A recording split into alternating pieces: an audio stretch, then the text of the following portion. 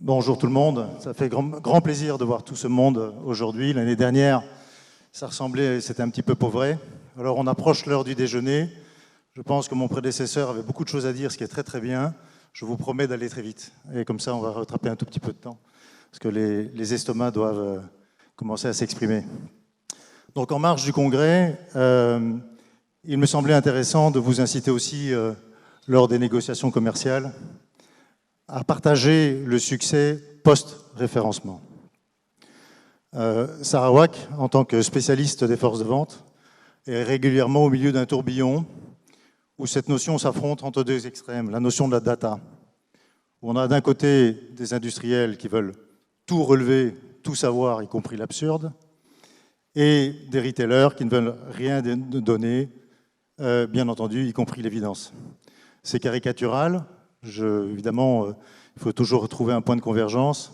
Et c'est pour ça qu'encore aujourd'hui, je vais enfoncer quelques portes ouvertes. Alors, pour parler de la data, on doit parler de l'histoire. Les sondages, à l'image de Rêver, d'après ce que j'ai compris, vont fêter leur siècle, puisque la première institut de sondage, c'est Nielsen, qui a été créé en 1923. Donc, ils feront une grosse fête dans 2 ans, préparez-vous. GfK a suivi début des années 30 et l'IFOP, l'Institut français d'opinion publique, juste quelques années après. Les années 50 apportent leur lot d'innovation, et notamment merci IBM, qui a travaillé très fort pendant la guerre et qui nous a développé l'ordinateur. Les années 60, on les passe sous silence, mais ça va sans dire, les retailers français se reconnaîtront, créer leur modèle avec la création de Carrefour et la création d'Auchan dans les années 58 et 61. Dans les années 70, se développent enfin les parts de marché qui accélèrent en fait les attentes du marketing. Le sacro-saint marketing est né. Notre ami à tous, Philippe Cutler, est au pinacle. La revanche du marketing sur la vente est présente. On ne parle plus de chiffre d'affaires, on commence à parler de parts de marché. Et les années 80, nous apportent son lot de data, scanning, amélioration de fonctionnement et de fonctionnel dans les points de vente, et pour les industriels, les fameux panels qui restent du sondage. Les années 2000 sont plus que jamais data, et je reviendrai un peu plus tard sur les années qui nous occupent, parce que 2020 va être très passionnant. Dans les années 2000, je me souviens, moi, d'un fournisseur dans une autre vie qui demandait tout. Il avait tout. Il avait les sell-outs des distributeurs, les sell-outs des grossistes, les ventes de grossistes par unité, par volume, par valeur, dans tous les sens. Le seul problème, c'est qu'il n'en faisait pas grand-chose. Les forces de vente, quant à elles, excusez-moi de revenir sur ce sujet qui m'est cher, la montée des données a été relativement lente, parce que jusqu'aux années 70, les forces de vente progressent peu. On parle du papier, du stencil, de l'autocopiant, de la photocopie, enfin bref, du paplard. Dans les années 70, révolution, première révolution, le Minitel, les forces de vente remplacent le papier par le clavier, mais sans grand changement. Et petit à petit, le commerce s'intégrant, les forces de vente agissent sur également l'axe part de marché. Et donc c'est très récemment, plutôt récemment d'ailleurs, on peut le dire, dans les 20 dernières années, que la data est devenue un réel enjeu. On peut dire même moins de 15 ans. Pour les forces de vente, la data, des CRM dédiés, des analyses fonctionnelles, du travail sur l'ADN, du travail sur l'optimisation, sur l'amélioration des performances. Je suis toujours sidéré de voir qu'on est encore qu'au milieu du gué, au milieu du changement. Dans les années 2000, on voulait, donc les 20 dernières années, tout savoir, tout capturer, tout contrôler, tout vérifier. J'ai un exemple en tête. Souvenez-vous, quand on s'était rencontrés l'année dernière pendant le Covid, j'avais été assez surpris par certaines attitudes. Ainsi, un commercial qui voulait tout relever dans le point de vente sans relever les manches. Donc il relevait effectivement tout ce qui concernait sa marque, mais pas les manches. Début mai 2020, nous faisions tout, sauf relever. Nous relevions les manches à côté de nos collègues des points de vente qui venaient de vivre un véritable tsunami. En 2020, donc, nos années, celles qui viennent.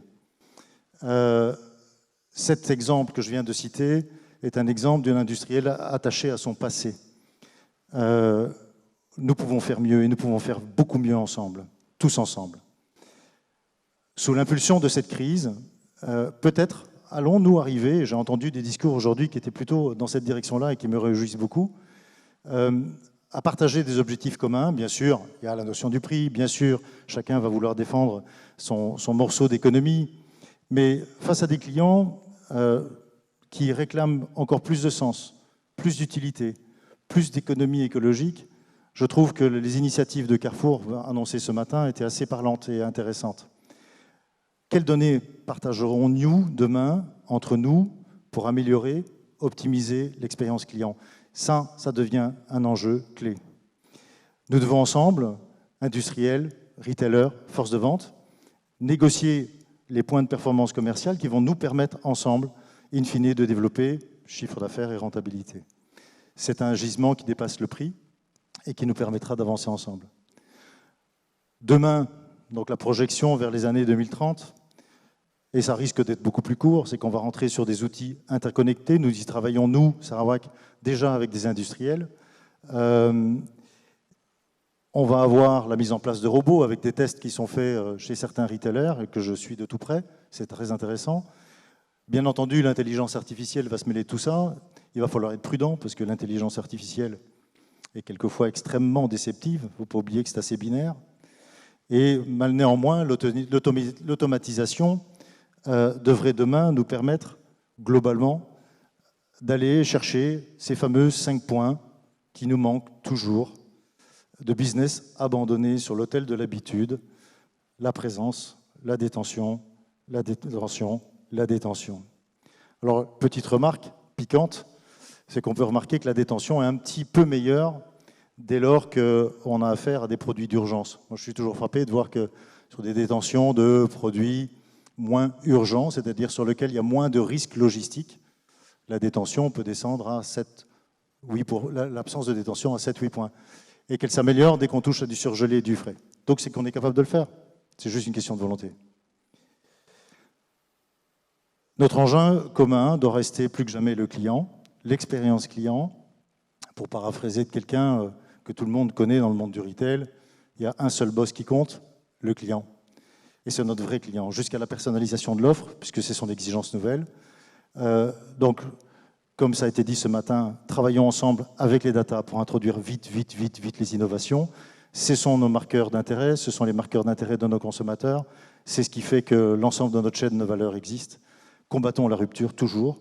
Trouvons les moyens ensemble d'échanger sur la supply chain, non pas pour en être des outils de négociation supplémentaires, mais comme un outil de performance et de succès commun.